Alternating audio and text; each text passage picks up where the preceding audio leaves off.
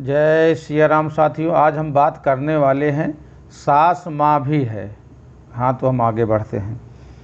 सरला, अभी तक तुम्हारी नई नवेली बहू उठकर नहीं आई, कब उठेगी और कब पहली रसोई की रस्म होगी? जेठानी ललिता जी मुंह बनाते हुए बोली, नीरू जा बेटा, भाभी को बुला ला, आज उसकी पहली रसोई है, सब उसका इंतज़ार कर रहे हैं। सरला और मनोहर जी के बेटे सुधीर की शादी मोना से कल ही संपन्न हुई थी। सभी लोग चले गए थे, बस कुछ नज़दीकी रिश्तेदार थे जिनकी आवभगत में सरला जी और उनकी बेटी नीरू लगे थे।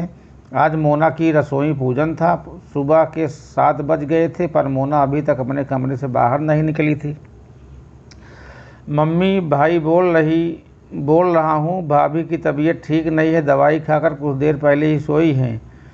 नीरू वापस आकर बोली, लो भाई, कल शादी हुई और आज से नखरे शुरू, आगे पता नहीं क्या करेगी। बुआ सास बोली। सरला जी बुआ सास की बातों को नज़रअंदाज करते हुए कमरे की ओर बढ़ गई। क्या हुआ बेटा बहू को? मम्मी, कल रात से बुखार है, दवाई दी है पर अभी तक असर नहीं हुआ, सुधीर ने चिंता जताते हुए बोला। मम्मी जी आ रही थी, इन्होंने बेकार में मना कर दिया। सरला जी की आवाज़ सुनकर मोना बैठने लगी। अरे बेटा, लेटी रहो, सरला जी मोना का हाथ पकड़ते हुए कहा। उसका बुखार से तप रहा था। बेटा, तुम्हें तो बहुत तेज़ बुखार है, शायद शादी की भागदौड़ में थक गई होगी। मम्मी जी दवाई खा ली, थोड़ी देर में बुखार उतर जाएगा, फिर नहा कर आती हूँ। नहीं बेटा, कोई ज़रूरी नहीं है, बाहर आने की मैं चाय नाश्ता भिजवाती हूँ, खाकर आराम करना। मम्मी जी, पहली की रसोई की रस्म करनी है, कोई बात नहीं, एक दिन बात कर लेंगे। लेकिन मम्मी जी सब क्या कहेंगे, बहू आते ही बीमार हो गई। कोई कुछ नहीं बोलेगा, फिर तुम चिंता क्यों करती हो, तुम्हारी सास बोल रही है ना। सरला जी ने मोना की झिझक कम करने के लिए हंसते हुए कहा। सरला जी ने नाश्ता पहले से बना कर रखा था, फटाफट चाय बनाई, नीरू को नाश्ता देकर मोना के कमरे में भेजा, खुद मेहमानों के लिए नाश्ता लगाने लगी। सरला, क्या हुआ, बहू नहीं आई? जेठानी जी बोली। भाभी जी, मोना को बुखार आ गया है, इसलिए मैं आराम करने के लिए बोला है, दवाई खाई है, ठीक हो जाएगी, थोड़ी देर में बुला लेना, बुआ सास बोली।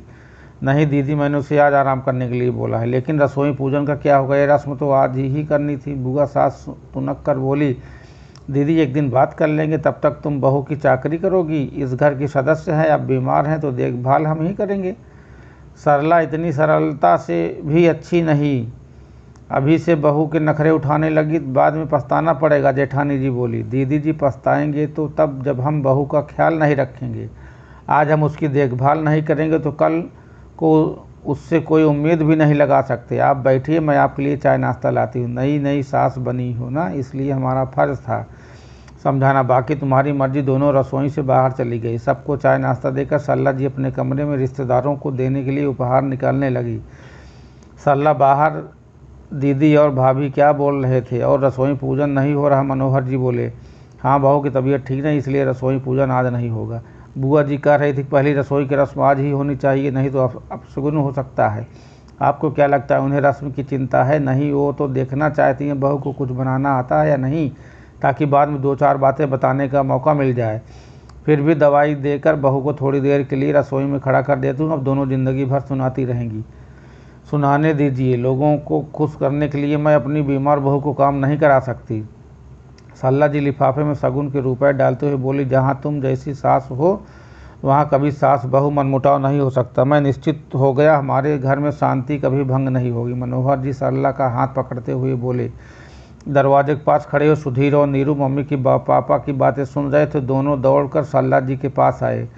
हमारी मम्मी जैसा कोई नहीं, दोनों भाई बहन मम्मी के गले में झूलते हुए बोले एक साथ, जय सिया राम सीताराम। वीडियो अच्छी लगी हो तो चैनल को सब्सक्राइब जरूर करें।